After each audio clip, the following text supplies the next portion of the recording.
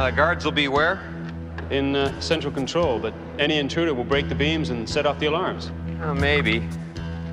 Maybe not. MacGyver proved that brains could be just as powerful as bullets. Premiering in 1985, the hit ABC series followed Angus MacGyver, a resourceful Phoenix Foundation agent who used science, creativity, and everyday objects to escape impossible situations. Starring Richard Dean Anderson, the show ran for 7 seasons, 139 episodes, and 2 TV movies, becoming one of television's most unique action series. But behind the clever inventions and daring adventures were production battles, real-life injuries, and surprising secrets. Here are 13 fascinating facts about MacGyver, including the surprising fate of his famous floating home. 1. The no-gun rule that defined MacGyver. One of MacGyver's most recognizable traits was his refusal to use firearms. Surprisingly, that wasn't part of the original plan. In the 1985 pilot episode, MacGyver is actually seen firing a rifle at enemy soldiers. He also rigs another rifle as a trap and hands a weapon to a pilot he is attempting to rescue. For longtime fans, these moments feel remarkably out of character when revisiting the pilot today. According to reports, executive producer John Rich was even caught off guard years later when a fan brought up the scenes during a 1998 television panel discussion. He reportedly believed they had been removed from the final version. After the pilot, however, the show's direction became clear. The no-gun rule was firmly established, and MacGyver would never again fire a weapon at another person. Creator Lee David Zlotoff and executive producer Henry Winkler envisioned a hero who solved problems with intelligence and science rather than bullets. At a time when action shows such as The A-Team were dominated by gunfights and explosions, MacGyver stood apart. To strengthen this philosophy, the writers eventually incorporated it into Mac's personal history. In the Season 4 episode, Blood Brothers, viewers learn that a childhood friend named Jesse was accidentally killed when a firearm discharged during a game. The tragedy left a lasting emotional scar on Mac and became the foundation of his lifelong rejection of guns. 2. Real-life adventures before stardom. Long before he became television's most resourceful problem solver, Richard Dean Anderson had already lived a life full of adventure. At just 17 years old, Anderson embarked on an ambitious 5,641-mile bicycle journey from Minnesota to Alaska.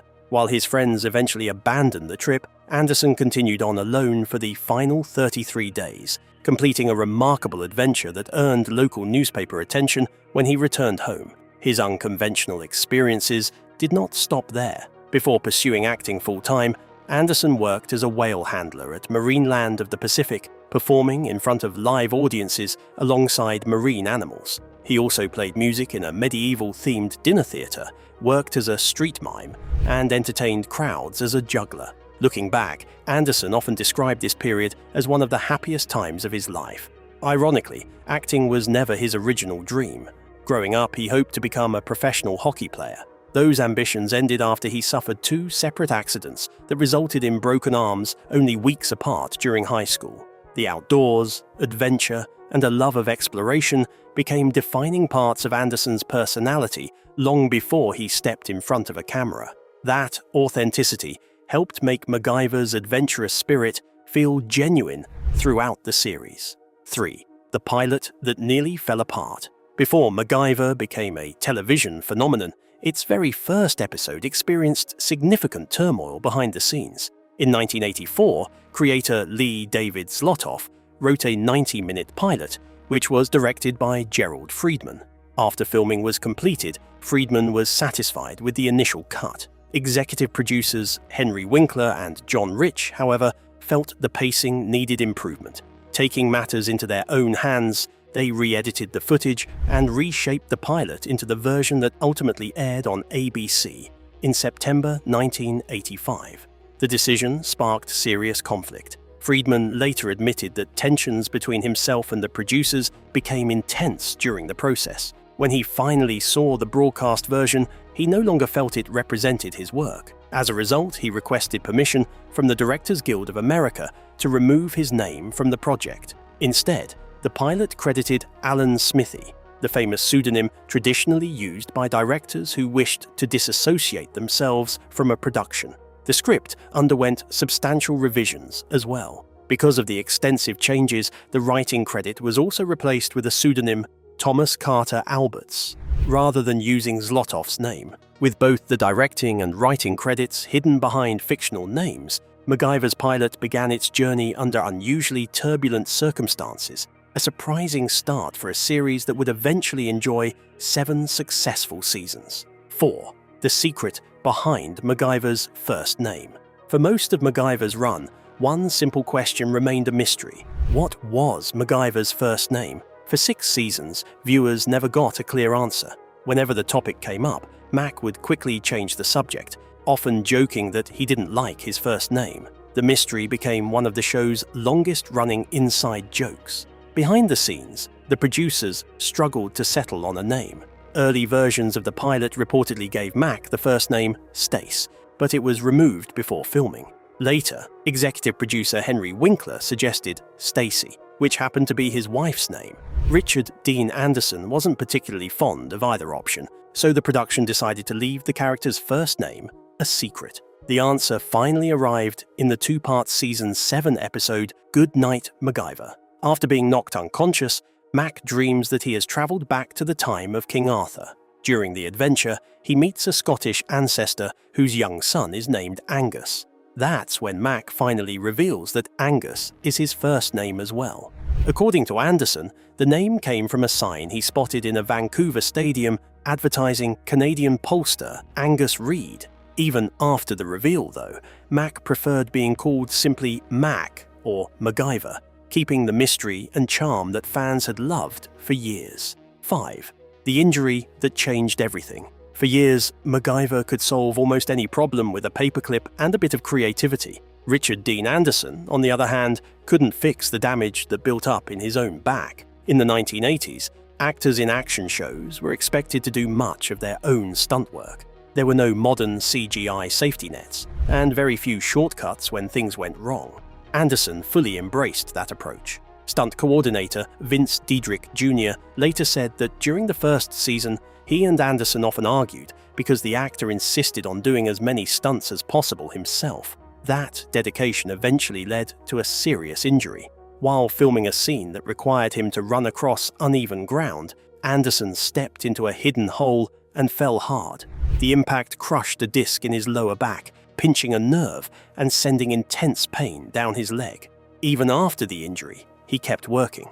Anderson later described being in a fairly crippled state for around a year and a half before finally undergoing surgery, but the damage never fully healed. More than 20 years later, he needed another operation on the same area. Over time, he stepped back from doing his own stunts, with production relying more on stunt double Steve Blalock. The show built its image on Anderson's physical commitment, but eventually, his body set the limits. 6. The co-star who lost his sight. Dana Elcar was a key part of MacGyver's heart and balance. As Pete Thornton, he played Mac's boss, mentor, and close friend, often serving as the calm, steady presence while Mac dealt with chaos and danger in the field. But behind the scenes, Elcar was facing a very real personal struggle. He had been quietly living with glaucoma for years, a condition that slowly damages vision and can eventually lead to blindness. Medication helped keep it under control, but everything changed during a break between seasons when he forgot his medicine while on a boating trip. After that, his eyesight began to decline quickly. Reading scripts became difficult, and recognizing people even more so. Eventually, he had to be honest with the production. He was losing his vision. At first, the writers considered removing Pete Thornton from the show entirely, but Richard Dean Anderson stepped in and suggested something different. Instead of writing him out, why not write the condition into the story? The producers agreed, and in Season 6's Blind Faith, Pete is diagnosed with vision loss, reflecting Elcar's real condition. Rather than sidelining him, the show kept Pete active and respected as a leader. With help from a personal assistant on set, Elcar continued working, memorizing lines as scripts were read aloud to him. By the final season, he was legally blind. Several episodes even ended with public service announcements about glaucoma awareness, turning his personal challenge into something that helped educate viewers. 7. The fan idea that made it onto the show. Most of MacGyver's famous inventions came from the writer's room, but one of the show's most memorable tricks actually came from a fan. Unlike most action series of the era, MacGyver actively encouraged viewers to submit ideas for new MacGyverisms. The producers even offered cash rewards for any suggestion that could realistically work on screen. Thousands of letters poured in over the years. Most were never used. One was. A young viewer suggested a clever way to deal with a leaking radiator: crack a raw egg into it. As the engine heated up, the egg whites would cook and temporarily seal the leak. The writing team was intrigued enough to test it themselves. To their surprise, it worked. The idea was eventually featured in the Season 2 episode Bushmaster, where Mac uses the trick to repair a damaged Jeep while trying to escape danger in South America. Producer Henry Winkler later said it was one of his favorite MacGyverisms from the entire series. Years later, the team from Mythbusters tested the trick and confirmed that it could serve as a short-term emergency repair. As far as anyone knows, it's the only fan-submitted MacGyverism that ever made it into an episode. Not bad for a single letter sent by a young viewer. 8. The scientists behind the magic. MacGyver might have looked like pure TV fantasy, but a surprising amount of real science was behind many of its famous escape scenes. Unlike most action shows of the 1980s, it actually brought in scientific advisors to check whether Mac's inventions could work before they ever made it to screen. One of the key consultants was gemologist John Koivula, an expert in minerals and gemstones who spent his days in scientific research and his nights helping a fictional TV hero solve impossible problems. He worked alongside other advisors, including Jim Green, to evaluate the chemistry, physics, and engineering behind each idea. The writers would pitch a scenario, like Mac being trapped in a locked room, and the advisors would break down whether a real-world solution could exist using ordinary materials. Of course, not everything translated perfectly to television. In the pilot, Mac uses chocolate bars to plug a dangerous acid leak. The science behind it is partly real. Sugar can react with sulfuric acid, but in reality, it would have taken far more chocolate than what was shown on screen. Richard Dean Anderson often joked about those kinds of creative shortcuts, but that balance is exactly what made the show special. Beneath the drama, there was usually a real scientific idea at work. That attention to detail is why many engineers and teachers still say MacGyver helped spark their interest in science. 9. The hidden safety rule. One thing many viewers never realized is that MacGyver had an important safety rule operating behind the scenes. The science was real, but it was never completely explained. Whenever an episode involved explosives, dangerous chemicals, or anything that could potentially be harmful, the writers intentionally left out a critical detail. A key ingredient, an important measurement, or a crucial step would be omitted from the final version. On television, the solution looked complete. In reality, anyone trying to recreate it at home would quickly discover that something was missing.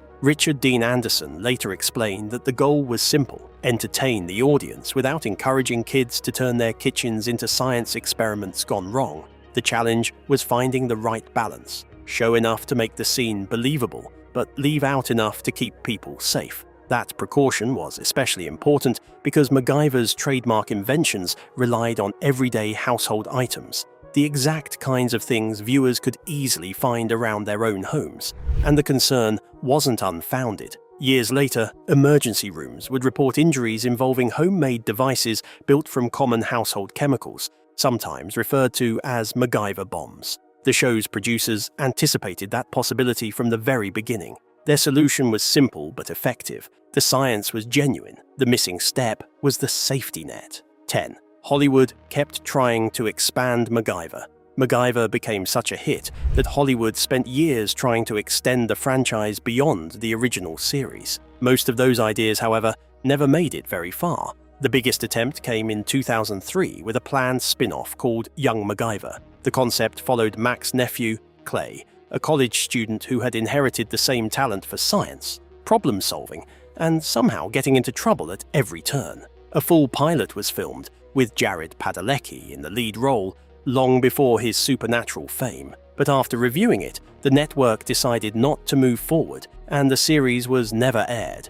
A big reason the original show stayed so protected was Richard Dean Anderson himself. He was very selective about how the character was used and reportedly turned down merchandising deals that would have put MacGyver's image on everything from cereal boxes to lunchboxes. His goal was to keep the character tied to intelligence and creativity, not commercial branding. Even so, parody still found its way in. In 2007, Saturday Night Live introduced MacGruber, played by Will Forte. The sketch flipped the concept on its head with a wildly incompetent version of MacGyver. It became popular enough to spawn a 2010 film and a 2021 TV series. Ironically, the spin-off Anderson resisted still happened. It just came as comedy instead of canon. 11. The show that ended up on the NRA's radar. Not everyone was a fan of MacGyver's famous no-gun philosophy. One of the strongest supporters of that rule was co-executive producer Stephen Downing,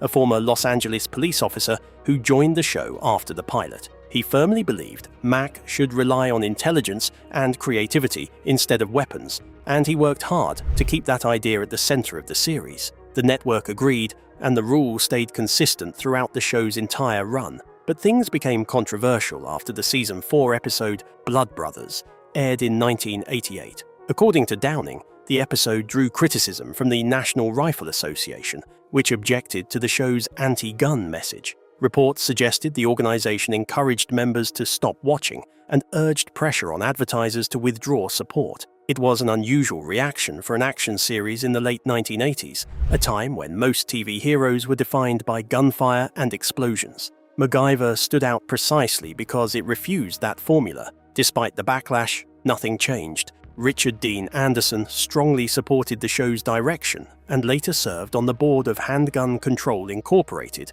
a gun reform organization. In the end, the controversy only reinforced the show's identity and proved it was making an impact. 12. When MacGyver became a real word. Very few TV characters ever become so iconic that their name turns into everyday language, but MacGyver did exactly that. In 2015, Oxford dictionaries officially added MacGyver as a verb, defining it as the act of repairing or creating something in a clever, improvised way using whatever materials are available. A few years later, the Oxford English Dictionary added its own entry, and in 2022, Merriam-Webster followed, making it officially recognized across major references. That kind of linguistic impact is extremely rare. Most fictional characters become cultural icons, but very few actually become words. MacGyver stood out because the idea behind him was instantly understandable, solving problems creatively when you don't have the right tools.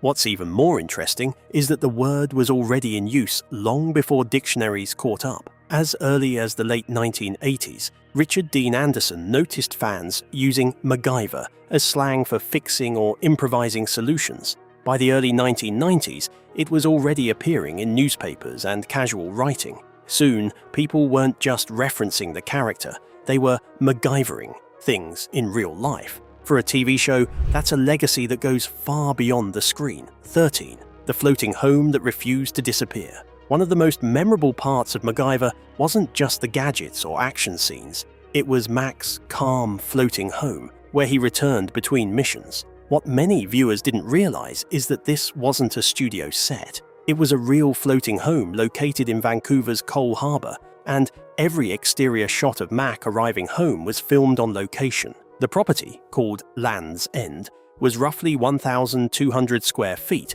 and sat on steel flotation structures instead of a traditional foundation. It had no engine, so technically it wasn't a houseboat, even though the show often referred to it as one. Interior scenes were filmed on a matching soundstage set, but the real structure was frequently used for exterior shots. After filming ended, the floating home began an unexpected second life. It was moved to another marina, renovated, and eventually listed for around $200,000. In 2012, it even appeared on eBay and became one of the site's most viewed listings. Although bidding climbed, it didn't reach the reserve price and was later sold privately. Years later, it resurfaced on Craigslist as a fixer-upper, with its value dropping sharply as it deteriorated. At one point, it was worth less than many used cars. Thankfully, the story didn't end there. A later owner fully restored it, giving the structure a new lease on life. By 2017, it was back on the market at a much higher price. Today,